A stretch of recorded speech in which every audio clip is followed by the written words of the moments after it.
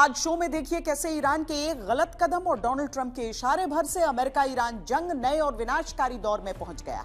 जहां ट्रंप को ईरान से कड़ी टक्कर मिल रही है, अमेरिका जहां हमले के जरिए डिप्लोमेसी कर रहा है, वहीं ईरान फिर से अपने पड़ोसियों से ही हिसाब चुकता कर रहा है। हम इस तनाव को डिकोड करेंगे। वहीं बात पड़ोसी पाकिस्तान की होगी, जो टूटने की कगार पर है। पीओजेके में हिंसक प्रदर्शनों के बीच बलूचिस्तान ने खुद को आजाद घोषित कर दिया है।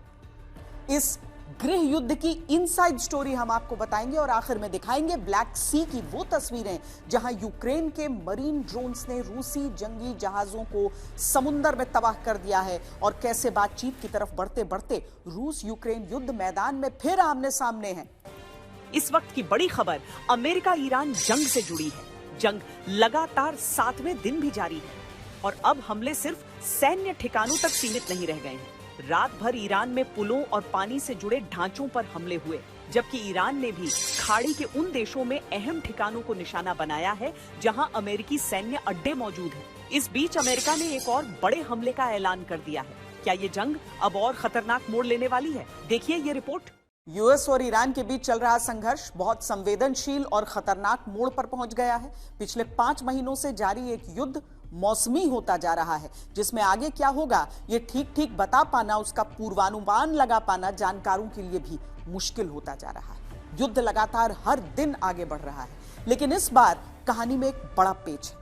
एक तरफ जहां दोनों देश एक दूसरे के सैन्य ठिकानों पर भीषण हमले कर रहे हैं, दूसरी तरफ पर्दे के पीछे कूटनीति यानी बातचीत का रास्ता भी खुला हुआ है। आज हम आसान भाषा में समझेंगे कि इस युद्ध का नया फेज क्या है, कहां हमले हो रहे हैं और अमेरिकी राष्ट्रपति डोनाल्ड ट्रंप के दिमाग में इस वक्त क्या चल रहा है।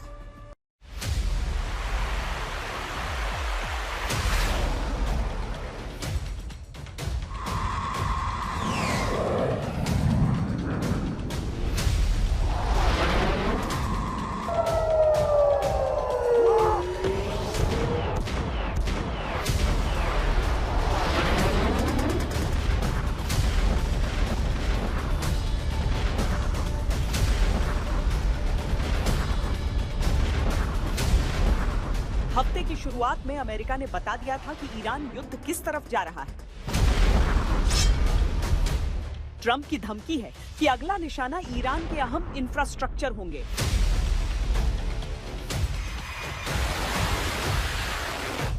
और जवाब में ईरान ने अल्टीमेटम दिया है कि उसके निशाने पर फिर खाड़ी देश होंगे।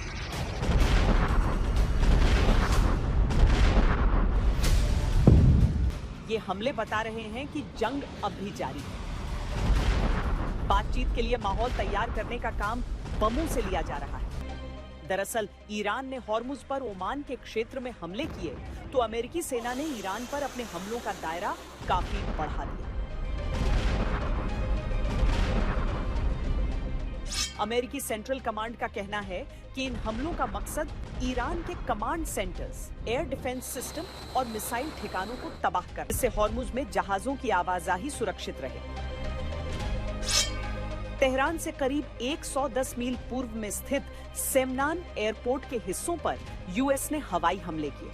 ये इलाका ईरान की मिसाइल टेस्टिंग और स्पेस लॉन्च के लिए जाना जाता है।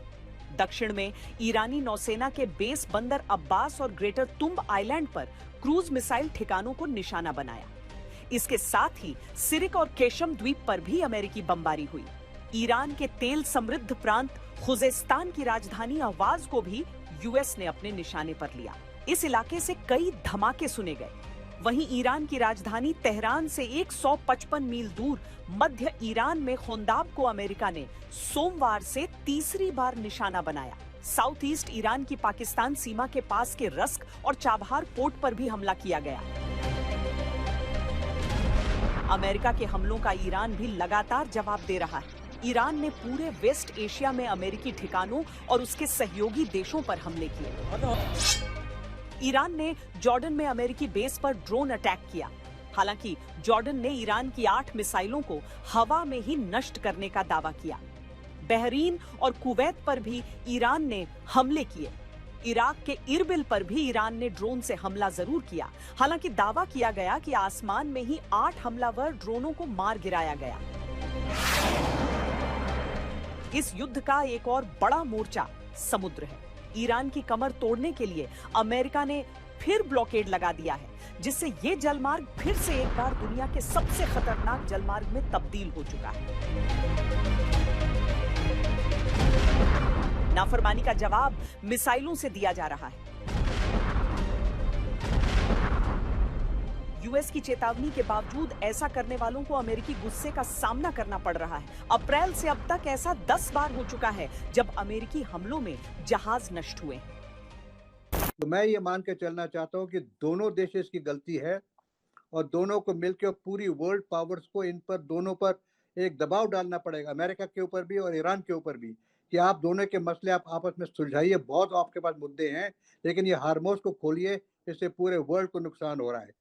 तो मैं ये होप करता हूँ कि वर्ल्ड प्रेशर से दोनों देश मान जाएंगे, ईरान भी और यूएस भी, कि किसी प्रकार के हार्मोस को खोला जाए और वर्ल्ड को इतना परेशान ना किया जाए। अब सवाल है कि अमेरिका आगे करना क्या चाहता है। सूत्रों के मुताबिक अमेरिकी राष्ट्रपति डोनाल्ड ट्रंप और उनके सलाहकारों की बैठक में सैन्य ऑपरेशन के विकल्पों पर भी विचार किया गया। अमेरिका के पास मुख्य रूप से 3 बड़े विकल्प हैं। पहला, पिकैक्स माउंटेन पर बमबारी। ये ईरान का एक बेहद सुरक्षित और जमीन से 300 से 475 फीट नीचे ग्रेनाइट की पहाड़ियों में बना अंडरग्राउंड बेस है, जिसे परमाणु गतिविधियों से जोड़कर देखा जाता है। हालांकि इतनी गहराई में होने के कारण अमेरिकी बंकर बस्टर बमों के लिए भी इसे पूरी तरह नष्ट करना आसान नहीं होगा। दूसरा विकल्प है खार्ग आइलैंड पर कब्जा। ये ईरान का सबसे बड़ा तेल निर्यात का केंद्र है। अगर अमेरिकी सेना इस पर कब्जा करने में कामयाब हो जाती है तो ईरान की अर्थव्यवस्था को बड़ा झटका लगेगा। लेकिन यहाँ सबसे बड़ा पेंच ये है कि ये बेहद रिस्क भरा होगा। तीसरा, डिप्लोमेसी। इन तमाम विकल्पों के बावजूद ट्रंप प्रशासन अभी भी पर्दे के पीछे बातचीत को प्राथमिकता दे रहा है। डिप्लोमेसी और अटैक साथ साथ चलते रहेंगे। ईरान और अमेरिका की जंग की शुरुआत से ही आम लोगों से लेकर अधिकांश विशेषज्ञ ये मानकर चल रहे थे कि अमेरिका के लिए ईरान वेनेजुएला से मुश्किल होगा। लेकिन जो पहले केवल मुश्किल लग रहा था, अब वो असंभव सा होता दिख रहा है। जंग अपने 20वें हफ्ते में यानी करीब 137 दिनों से भी आगे बढ़ चला है। पश्चिमी एशिया की यह जंग एक ऐसे मोड़ पर आ खड़ी हुई है जहां सुपर पावर अमेरिका के सारे दांव फेल होते दिख रहे हैं। अमेरिकी राष्ट्रपति डोनाल्ड ट्रंप ने जिस सैन्य अभियान को केवल 4 से 6 हफ्ते में समेटने का दावा किया था, वो खत्म होता हुआ दिख नहीं रहा।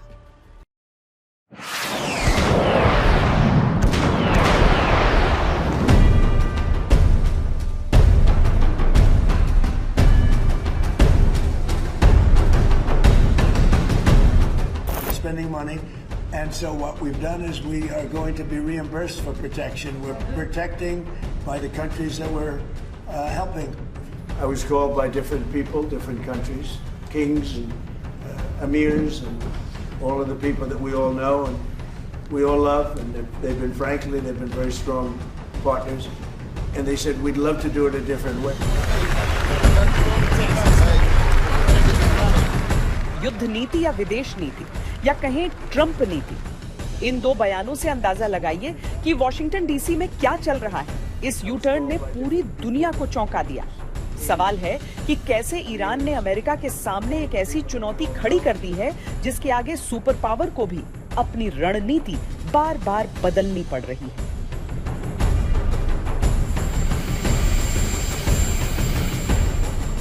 पहले समझिए कि क्यों ट्रंप को अपने ही फैसले से पीछे हटना पड़ा। बात शुरू होती है ईरान के खिलाफ जंग के 136वें दिन से। यूएस प्रेसिडेंट डोनाल्ड ट्रंप ने अचानक एक फैसला लिया, जैसा वह अमूमन करते हैं, कि स्ट्रेट ऑफ हॉर्मुज से गुजरने वाले जहाजों को सुरक्षा देने के बदले अमेरिका उन पर टोल टैक्स वसूलेगा। लेकिन ठीक अगले दिन यानी 137वें दिन राष्ट्रपति ट्रंप ने यह फैसला वापस ले लिया।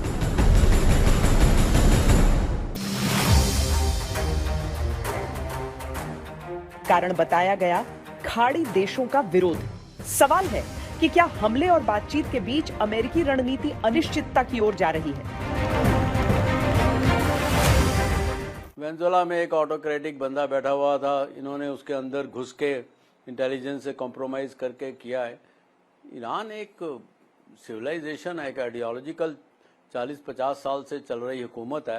बेसिकली प्राइम मिनिस्टर नेतन्याहू ने जो एक तरीके से ट्रैप में डाल दिया कि वो चाहते थे कि अगर हम बमबारी करें और उनकी जो है फोर्स नेवी जिसकी बातें करते हैं, अगर उसको बर्बाद कर दें तो उसके बाद शायद लोग अंदर से इतने तंग हैं कोई उनकी इंटेलिजेंस में कि वो खड़े हो जाएंगे। ना वो अंदर वाले खड़े हुए, ना कर्ड्स आए ऊपर से कुर्दिस्तान से। और इसके जो खमेनाई की हत्या होगी पहले दिन, उससे जो लोग डिफरेंट ओपिनियन भी रखते थे वो अपने देश के लिए अंडर द फ्लैग कहते हैं ना, इकट्ठे होना, एकदम से दृढ़ता से इकट्ठे हो गए। तो और चलते चलते उनके हाथ में हार्मुज आ गई और उनको कभी सोचा नहीं था कि हार्मुज का इस तरीके से इस्तेमाल किया जा सकता है। तो ये सारे फैक्टर्स मिला के मुझे लगता है कि अमेरिकन पॉलिसी यहाँ से शुरू से ही जो प्लानिंग थी वो फॉल्टी थी। विदेशी मामलों के जानकारों का मानना है कि ट्रंप ने अपने दूसरे कार्यकाल में दुनिया भर में अमेरिकी ताकत का लोहा मनवाया है। नाटो देशों से सैन्य खर्च बढ़वाना हो या वेनेजुएला में कमांडो रेड कराना, लेकिन ईरान के मामले में उनकी ये रणनीति फंस गई। ईरान के अंदर इनकी असेसमेंट बिल्कुल गलत हो गई। इन्होंने सोचा था कि हम रजीम चेंज करा देंगे एक अयतुल्ला को मार के, लेकिन ऐसा नहीं हुआ। इसकी सारी उनकी असेसमेंट गलत निकली, सारी उनकी जो ऑब्जेक्टिव है गलत निकले और इसी वजह से उनका एम भी गलत निकला। जानकार मानते हैं कि अमेरिकी राष्ट्रपति ट्रंप के आक्रामक रुख को कई जगह किस्मत का साथ मिला, लेकिन पिछले 47 वर्षों के इतिहास को देखते हुए तेहरान से किसी तरह के समझौते की उम्मीद करना एक बड़ी भूल से ज्यादा कुछ नहीं है। जानकारों का यह भी मानना है कि अमेरिकी सरकार, थिंक टैंक्स और नीति निर्माताओं ने ईरान के सैन्य और मजहबी ढांचे के गठजोड़ को कम करके आंका और ये मान लिया कि हवाई हमलों और सोशल मीडिया पोस्ट से ये राजनीतिक ढांचा ताश के पत्तों की तरह ढह जाएगा। अब नतीजा ये है कि ट्रंप के दावे के उलट शिप ट्रैकर क्लेपर का डेटा बता रहा है कि जलमार्ग से जहाजों की आवाजाही में भारी कमी आई है। ईरान भी लगातार अपने बताए गए जलमार्ग को लेकर अटल है और अमेरिका ब्लॉकेड को लेकर। स्ट्रेट ऑफ हॉर्मुज से फारस की खाड़ी के बाहर जाने वाले कच्चे तेल के शिपमेंट्स को देखें और 2025 का औसत स्तर 100 माने तो जनवरी से फरवरी 2026 तक तेल की आवाजाही सामान्य थी। शिपमेंट्स 80 से 120 के स्तर के आसपास चल रहे थे। फरवरी के आखिर से मार्च की शुरुआत में अचानक भारी गिरावट आई। मार्च के दूसरे सप्ताह तक तेल का निर्यात लगभग शून्य पर पहुंच गया। मार्च से जून के मध्य तक बहुत कम या लगभग न के बराबर तेल के टैंकर स्ट्रेट ऑफ हॉर्मुज से बाहर निकले।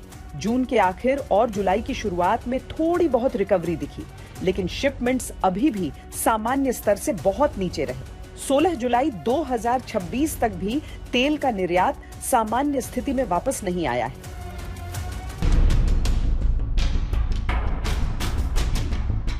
विशेषज्ञों का कहना है कि ईरान की सहमति के बिना स्ट्रेट ऑफ हॉर्मुज को पूरी तरह सुरक्षित करने के लिए अमेरिका को या तो बहुत बड़ा नौसैनिक एस्कॉर्ट मिशन चलाना होगा या फिर दक्षिणी ईरान पर एक बड़ा जमीनी हमला करना होगा।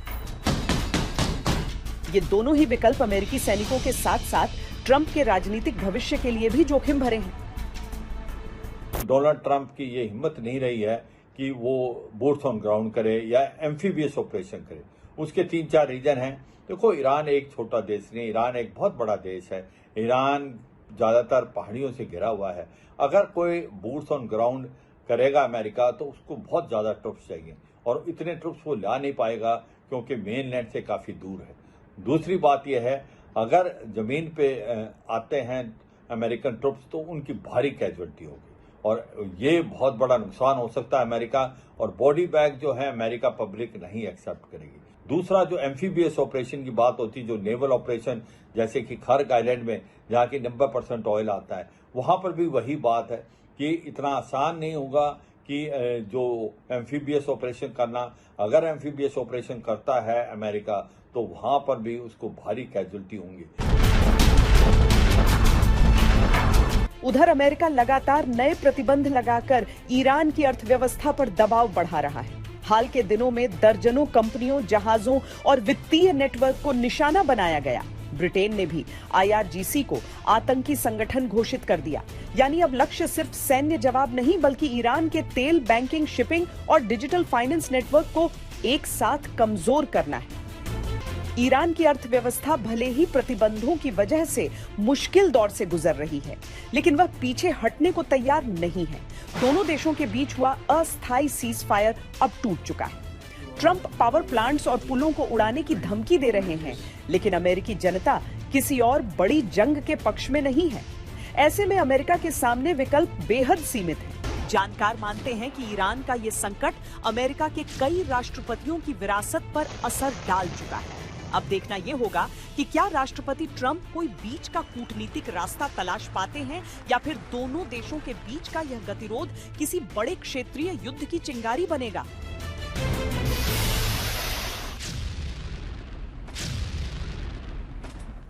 अमेरिका ईरान युद्ध का जो यह नया दौर चल रहा है, उस पर और बातचीत के लिए हमारे साथ हमारे संवाददाता सुमित चौधरी इस समय जुड़ रहे हैं। सुमित, अमेरिका ईरान के बीच जो तनाव चल रहा है वो सीज फायर के बावजूद जिस दौर में है पूरी दुनिया देख रही है। अब ट्रंप धमकी ही नहीं दे रहे हैं, बल्कि उनकी सेना जो है उन टारगेट्स को हिट कर रही है जो ट्रंप बता रहे हैं। ऐसा क्या?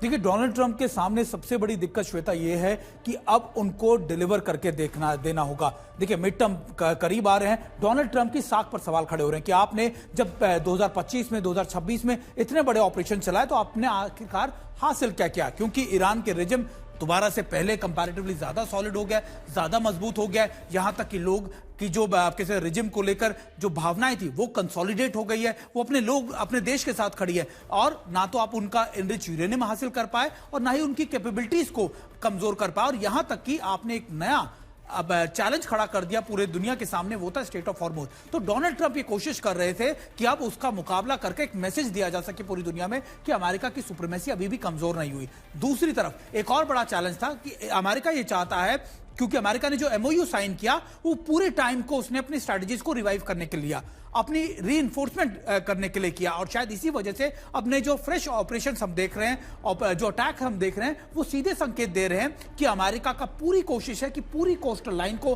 करीबन 2450 किलोमीटर की जो कोस्टल लाइन है ईरान की, उसको अब पूरी तरीके से क्लीन कर दे, उसको पूरी तरीके से IRGC को वाइप आउट कर दे, ताकि कम से कम स्ट्रेट ऑफ हॉर्मुज पर उनके शिप और अमेरिका की जो कैसे मुस्तैदी है उसको बढ़ाया जा सके। पर ईरान की मिलिट्री स्ट्रैटेजी, उसकी मिसाइल ताकत को देखते हुए क्या अमेरिका के लिए उसे घेर पाना इतना आसान होगा? देखिए, अमेरिका के लिए सबसे बड़ी चुनौती यह है कि अगर वो IRGC को या फिर ईरान के अंदर बड़े विध्वंसक अटैक भी कर दे, तब भी वो ईरान को इस समय झुका नहीं पाएगा। ईरान ने पिछले कुछ सालों के अंदर जो अपने साइलोस तैयार किए, अपने मिसाइल पावर तैयार की, अपने ड्रोन इंफ्रास्ट्रक्चर को तैयार किया, वो शायद अमेरिका ने आप कह सकते हैं कि मिसअंडरस्टूड कर लिया, या फिर उसका आकलन सही अमेरिका नहीं कर पाया। अभी के ताजा हालातों में अमेरिका के सामने एक ही चैलेंज है कि स्टेट ऑफ हॉर्मुज पर वो यथास्थिति को 28 फरवरी से पहले कायम कर दे। और ये प्रेशर ना सिर्फ अमेरिका पर, दुनिया भर से, बल्कि मिडिल ईस्ट के उन देशों पर है जिनके लिए अमेरिका एक तरीके का सिक्योरिटी प्रोवाइडर था। तो ऐसे में अमेरिका की प्रायोरिटी सिर्फ और सिर्फ स्टेट ऑफ हॉर्मुज को लेकर है। बाकी चीजों को लेकर अमेरिका को लगता है वो बातचीत के जरिए या फिर सैंक्शंस को कम कर या फिर मुस्तफा खमनेई को लेकर एंगेज कर वो चीजों को सॉल्व कर सकता है। लेकिन अमेरिका ने इसमें ना सिर्फ अपने मिलिट्री एसर्ट्स को, अपनी साख को खोया, बल्कि अमेरिका ने इन पूरे इलाके में अपनी उस विश्वास को भी खो दिया जो मिडिल ईस्ट के देश लगातार अमेरिका पे करते रहे थे। इस युद्ध में एक और चीज जो शुरुआत से चलती रही है वो है विरोधाभासी बयान। ईरान एक तरफ हमले की धमकी दे रहा है, फिर अमेरिकी नागरिक को रिहा करने की खबर ट्रंप दुनिया को देते हैं। हालांकि ईरान कहता है कि कोई प्रिजनर स्वैप नहीं हुआ है, पर क्या इस सब के बीच बैक चैनल में लगातार बातचीत चल रही है? देखिए, एक बात तो हमेशा तय होती है, युद्ध से पहले और युद्ध के बाद एक ही चीज सबसे ज्यादा प्रायोरिटी पे होती है, वो है बातचीत। Diplomacy is the only solution for any war. और अभी के ताजा हालात में अगर आप देखें, अमेरिका भी बैकडोर में बात कर रहा है, ईरान भी बात कर रहा है, एंगेजमेंट दोनों तरफ से, लेकिन एक डेडलॉक क्रिएट हुआ है। डेडलॉक इस बात को लेकर है कि स्टेट ऑफ हॉर्मुज पर सुप्रीमेसी किसकी होगी। ईरान को समझ में आ गया है कि स्टेट ऑफ हॉर्मुज पर अगर उसने अपनी सुप्रीमेसी खोई नहीं, बरकरार रखी तो ना सिर्फ उसे स्ट्रेटेजिकल पॉइंट ऑफ व्यू से बड़ा फायदा मिलेगा, एक प्रेशर पॉइंट क्रिएट रहेगा। ईरान अपनी बातें जो है, अपनी शर्तें जो हैं, वो ना सिर्फ अमेरिका को बल्कि मिडिल ईस्ट के देशों को भी मनवा पाएगा। दूसरी सबसे बड़ी बात यह है कि ईरान को ये पूरा, आप कह सकते हैं कि इलाका या फिर ये पूरा मौका जो है अपने इकोनॉमिक रिवाइवल के तौर पर भी देख रहा है। ईरान को लगता है कि स्ट्रेट ऑफ हॉर्मुज से जो पैसा उसको मिलेगा, जो लगातार टैक्स उसको वो वसूलेगा, वो उसकी इकोनॉमी को और उसके सैंक्शंस के बावजूद उसको रिवाइव करने में बहुत मददगार साबित होगा। ईरान की जो मिलिट्री पावर है उससे उसका भी इजाफा होगा। तो आप मान के चलिए कि अभी ईरान अपनी इन चीजों को लूज नहीं करना चाहेगा। ईरान ये पूरी कोशिश करेगा कि ज्यादा से ज्यादा स्ट्रेट ऑफ हॉर्मुज पर पकड़ बनाए रखे। वहीं अमेरिका ये चाहेगा कि स्ट्रेट ऑफ हॉर्मुज पर जो परिस्थितियां ठीक हो सके और मिडिल ईस्ट के जो देश हैं, जो क्लोजनेस, जो लगातार जो उनका जुड़ाव हुआ था ईरान के साथ में, वो ऐसा ज्यादा टूट जाए कि ले देकर उनको अमेरिका के पास ही आना पड़े और शायद इन्हीं ऑब्जेक्टिव को लेकर दोनों देश आगे बढ़ रहे हैं। बहुत शुक्रिया सुमित चौधरी, हमारे संवाददाता ये जानकारी हमें दे रहे हैं।